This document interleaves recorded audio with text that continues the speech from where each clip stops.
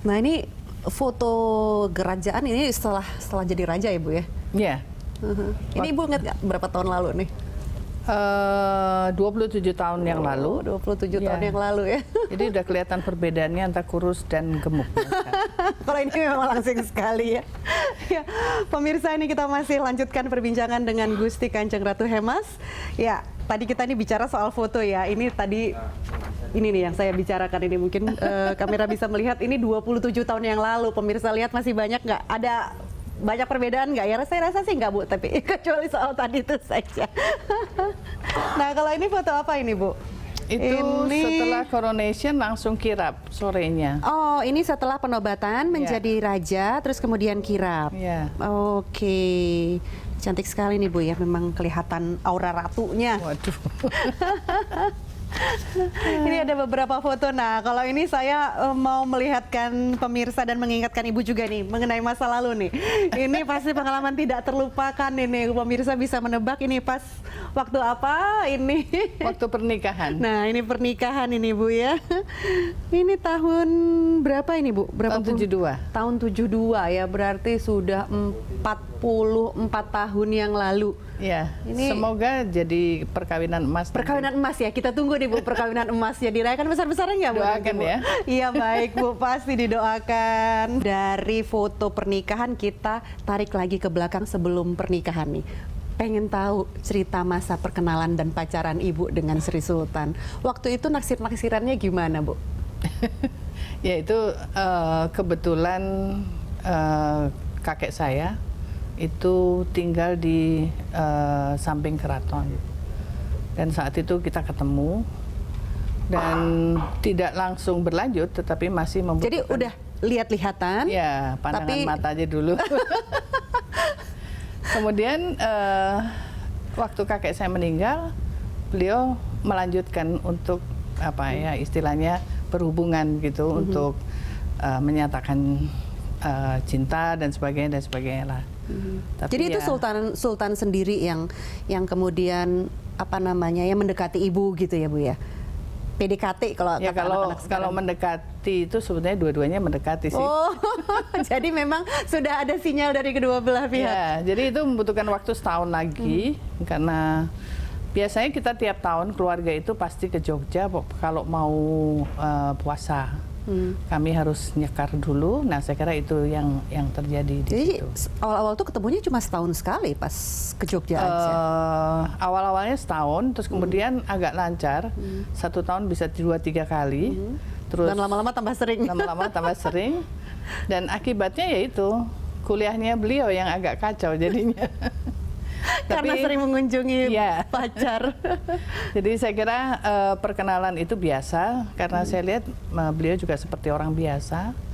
Dan saat itu saya juga nggak tahu bahwa, saya taunya bahwa beliau sebagai putranya Sultan, dan tapi selain itu saya tidak tahu bahwa beliau yang akan menggantikan dan sebagainya. Belum terbayang saat itu ya Bu? Mungkin kalau anak Jakarta nggak lah gitu. Nah iya, Ibu ini kan memang anak Jakarta, SMP, SD, SMP, SMA hingga kuliah. Betul-betul anak metropolitan Bu. Nah ini ketemu Sultan terus kemudian pacaran dan menikah itu benar-benar ada apa namanya culture shock ya kata Sultan dulu ya Bu? Ya, sebetulnya memang tidak mudah masuk dalam keluarga besar. Yang pertama bahasa. Saya orang Jawa, tetapi bahasanya bukan bahasa yang digunakan di dalam keraton. Iya, saya baca dulu Ibu juga malah tidak bisa berbahasa Jawa ya? Tidak bisa berbahasa Jawa halus. Tidak bisa berbahasa Jawa halus. Kromo Inggil itu ya Bu? Ya itu kan yang membutuhkan waktu. Saya baru 2 tahun baru betul-betul bisa dan diajari ibu mertua. Saya kira ini memang selama 2 tahun belum bisa bahasa lancar ya kalau ada tamu ngumpet. Nah selama masa transisi itu, adaptasi itu pernah merasa frustrasi nggak? Biasanya bingung-bingung dan ya frustasi banget gitu. Frustasi banget ya, kok gini amat. Tapi gitu frustasi ya, Bu, kok anaknya 5 gitu. Tapi paling sedikit di dalam keluarga besar itu memang ada banyak hal yang menjadi guru dalam kehidupan kita. Saya kira itu yang penting. Iya. Nah kalau Ibu tadi sempat bilang anaknya 5, ini ada foto keluarga Bu. Bisa ditunjukin juga ini ya Bu ya. Ini anaknya 5 perempuan semua. Ini tahun berapa Bu diambil Ini fotonya? baru waktu anak saya nomor 3 menikah. Ya kira-kira 4. Nah kalau anak pertama itu yang ini ya Bu ya? Gusti, Anak pertama yang sebelah sana. yang paling ujung? Ya. Ini Gusti Pembayun. Satu, ini yang paling nomor 2, nomor 2, nomor 3, 4, 5. Oh berurutan ya. Ya, Sekarang sudah dilepas semua. sudah selesai tugas saya. Sudah selesai tugas semua. Nah, tugas Ratu itu selain ya memang sebagai istri pasti ya ngurus suami, ngurus anak gitu, ngurus apa namanya keraton gitu. Apalagi sih Bu sebetulnya yang Ibu lakukan sebagai seorang ratu Apa di ya? luar politisi nih Bu? Mungkin tata upacara Upacara, itu tetap menjadi tanggung jawab saya. Tata upacara apa yang berkaitan dengan keputrian, kemudian juga setiap pertemuan keluarga besar, yaitu seperti waktu Lebaran, kan itu ada acara sungkeman, atau acara pernikahan, itu pasti saya yang menjadi apa ya, koreografernya atau Koreografer. yang mengatur semuanya. Yang mengatur semuanya tadi itu ya decision maker-nya ya Bu ya.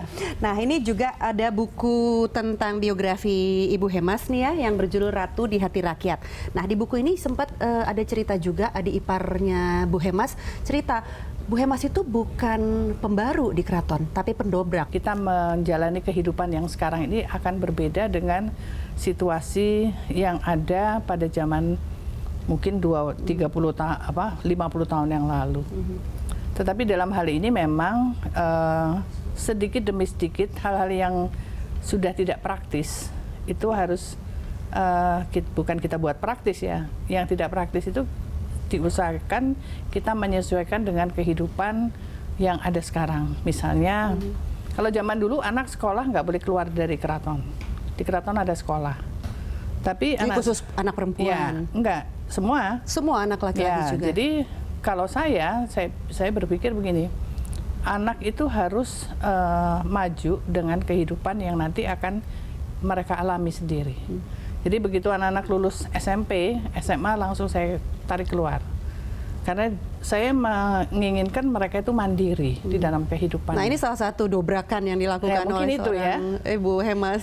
Kita masih akan teruskan Bu pembicaraan soal. Masih belum selesai. Oh, belum selesai. Saya masih mau tanya-tanya ke Ibu di segmen selanjutnya Ibu ya. Oke. Pemirsa tetaplah bersama kami di Female Zone.